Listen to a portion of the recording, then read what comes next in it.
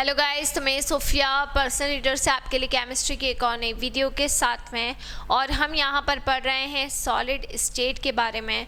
Solid state में हम वो टॉपिक्स डिस्कस कर रहे हैं जो हमारे पहले नहीं हो पाए थे। ठीक है, तो ये जो चैप्टर है मैंने ऑलमोस्ट आपको पूरा ही नहीं करवाया था, मेरे माइंड से स्किप हो गया था। सो अब हम यहाँ पर इस चैप्टर को स्टडी कर रहे हैं। सो सॉलिड स्टेट की बात करें तो हमने क्लासिफिकेशन पढ़ा। लास्ट वाली वीडियो तक हमने यूनिट सेल और क्रिस्टल लेटाइस के बारे में पढ़ा कि क्रिस्टल लेटाइस क्या होते हैं और यूनिट सेल क्या होते हैं। तो जैसे कि यूनिट सेल के मैंने आपको 4 टाइप्स लास्ट वाली वीडियो में पढ़ाए थे। अब मैं उसका जो फर्स्ट टाइप है जिसको हम कहते हैं, फर्स्ट टाइप को हम क्या बोलते हैं, प्रिमिटिव यूनिट सेल। ठीक है, तो प्रिमिटिव यूनिट सेल मैंने आपको क्या बताया था कि जब पार्टिकल केवल कॉर्नर्स पर मौजूद रहते हैं तो उसको बोला जाएगा प्रीमिटिव यूनिट सेल। जब पार्टिकल्स केवल कहाँ पर प्रेजेंट रहेंगे, केवल कॉर्नर्स के ऊपर प्रेजेंट रहेंगे तो उसको प्रीमिटिव यूनिट सेल्स कहा जाता है।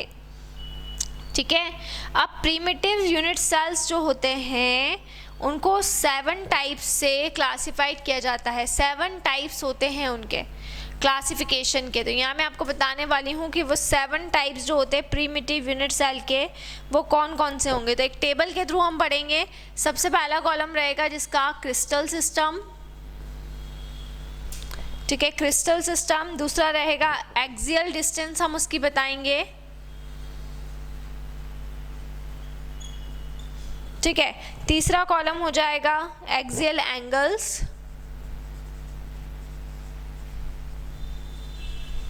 ठीक है, और फोर्थ हो जाएगा आपका एग्जाम्पल।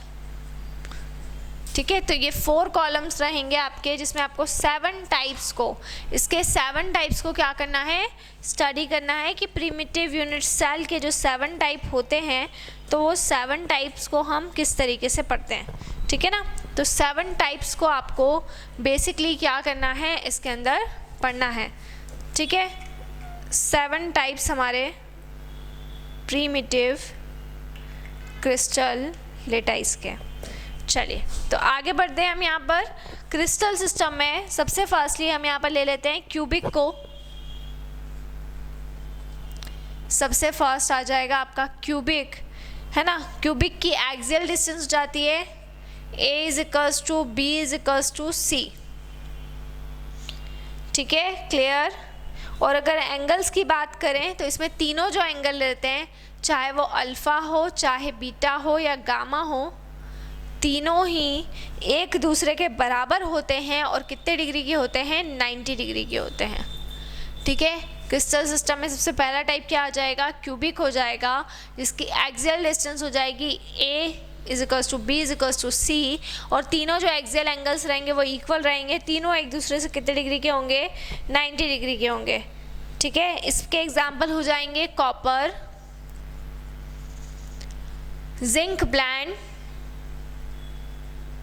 और KCl। ये इसके बेस्ट एग्जाम्पल होंगे, कॉपर, जिंक ब्लेंड और KCl।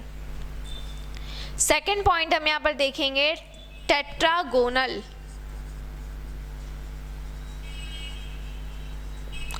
तो टेट्रागोनल की अगर हम बात करेंगे तो टेट्रागोनल के अंदर A = B होता है लेकिन C बराबर नहीं होता, क्योंकि टेट्रागोनल है शेप।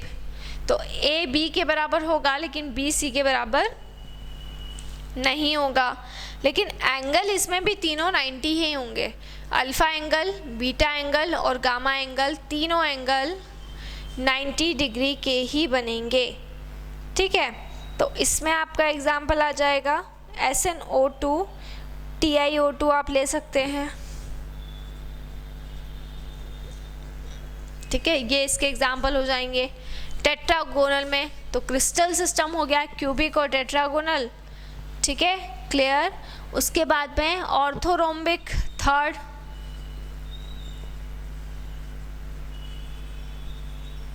तीसरा टाइप हो गया आपका ऑर्थोरोम्बिक। इसमें तीनों ही इक्वल नहीं रहेंगे, A ≠ B ≠ C।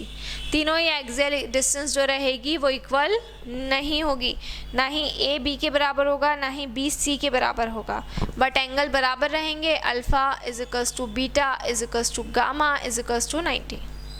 तो एंगल तीनों के ही क्या रहेंगे, इक्वल रहेंगे। इसका एग्जाम्पल होता है रोम्बिक सल्फर।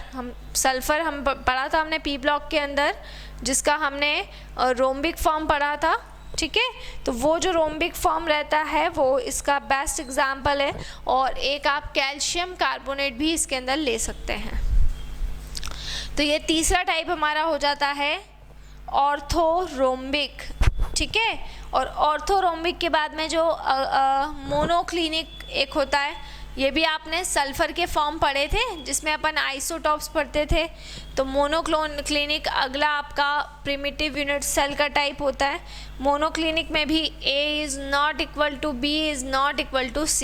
एक्सियल डिस्टेंस तीनों ही एक दूसरे के इक्वल में नहीं रहेंगी। अगर हम एक्सियल एंगल्स की बात करेंगे तो अल्फ़ा प्लस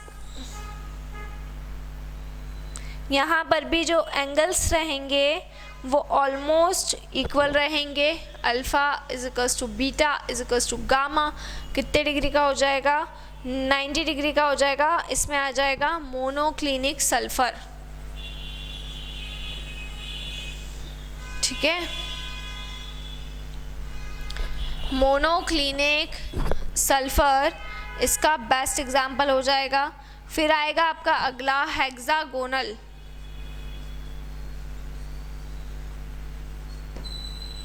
अगला एग्जाम्पल है आपका हेक्सागोनल।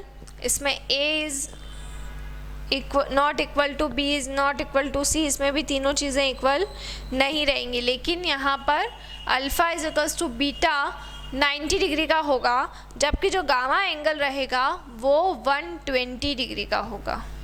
तो यहाँ पर एक्सियल एंगल आपके चेंज हो जाएंगे। जब हम हेक्सागोनल की बात करेंगे तो एक्सियल डिस्टेंस होगी A not equal to B not equal to C, but जो एक्सियल एंगल्स रहेंगे तो alpha is equals to beta is equals to 90 और गामा हो जाएगा 120, ठीक है। इसमें आपका एग्जाम्पल आ जाएगा ग्रेफाइट और जिंक ऑक्साइड। ये दो एग्जाम्पल, एक हो जाएगा ग्रेफाइट और दूसरा हो जाएगा जिंक ऑक्साइड, जिसको हम बोलेंगे ZnO, ठीक है। अगला होगा रोम्बोहेड्रल।